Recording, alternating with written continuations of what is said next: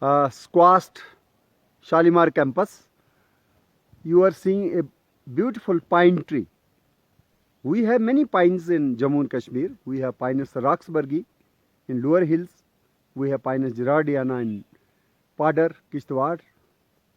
We have Pinus walliciana, very common blue pine, locally called as Kail or Kairu or Kalchid.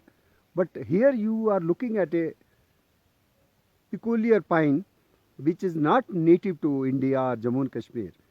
Rather, it stands introduced in SKUAST Shalimar campus. It is native to America and popularly or commonly named as Loblolly pine because of its marshy habitat where it grows.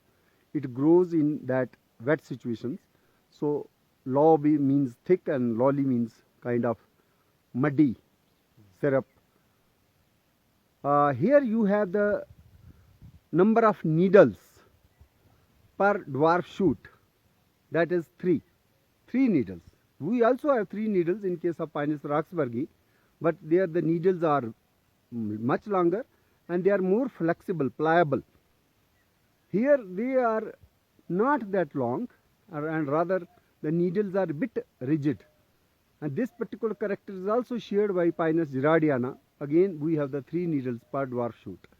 But here this particular pine tree which was unidentified, and it was only recently under the guidance of Dr. Anup, it stands identified by the scholar as Pinus taeda.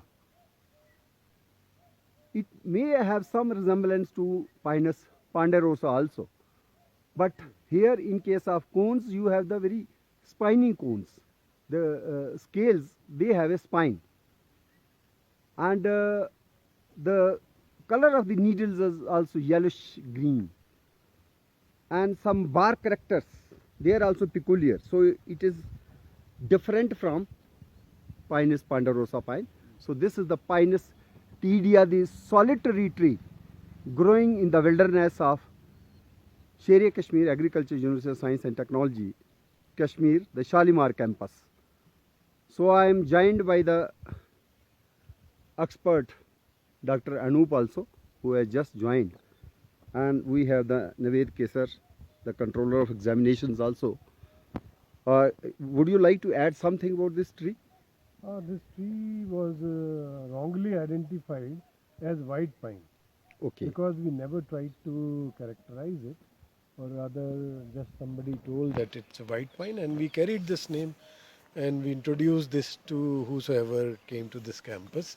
But one of the scholar of BSc forestry, his name was Asif Ali. Okay. He took up this challenge, and during his BSc program, some 10 credits of dissertation was there. Okay. So he identified it as Loblolly pine by characterizing all the features. Wonderful. Yeah. So I would request even Dr. Anup to add a few, how you could stumble, yeah, you suspected this is some new pine, and how you got this idea, and then further investigation confirmed it as Pinus taeda, which is unknown in Indian context. Yes, earlier Dr. Naved, he suggested me that this is a pine which is identified as Pinus strobus, white pine.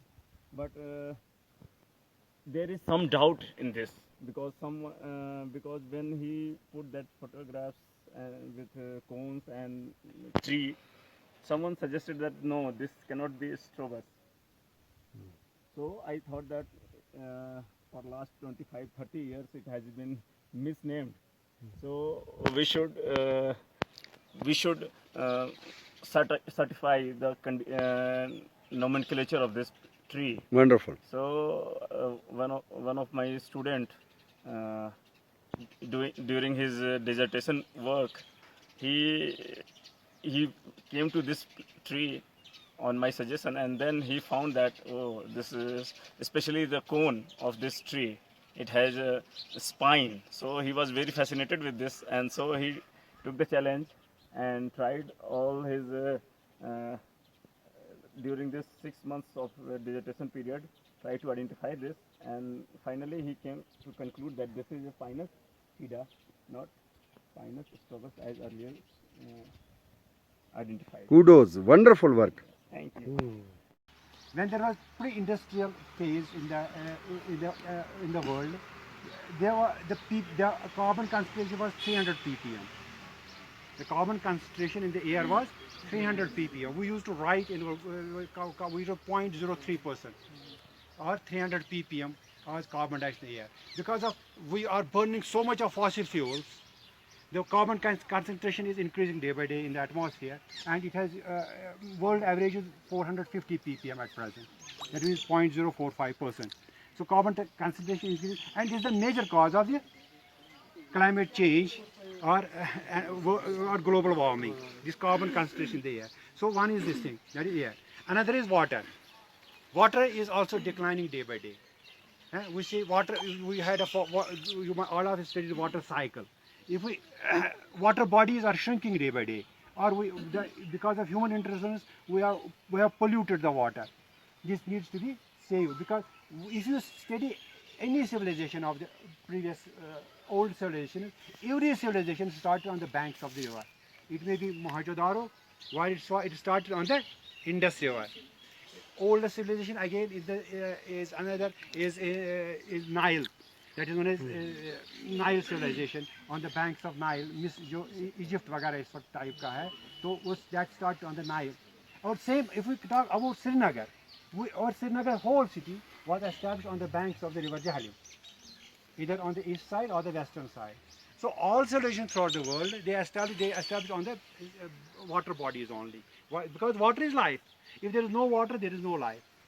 So one is, I will cut short, otherwise it will go on long. One is air, another is water, the other side is soil. Soil is another important. We are also polluting the soil, different by chemicals, different inputs, and they were disturbing the soil also. The top fertile soil is the most important resource of any nation. Top fertile soil is the most important resource of any nation. If we erode the soil, nothing will grow. If we pollute the soil, nothing will grow. We have to protect the soil. Any forest department has a separate department known as soil protection department. So they try to protect the soil. There are various things. So soil is the medium where everything grows. If soil is polluted or soil is nothing will grow there. Degraded, nothing will grow there. So another is soil. Another I said energy. So energy, we have been. I was telling you about fossil fuels. We require energy for to live. If we cannot conserve this energy,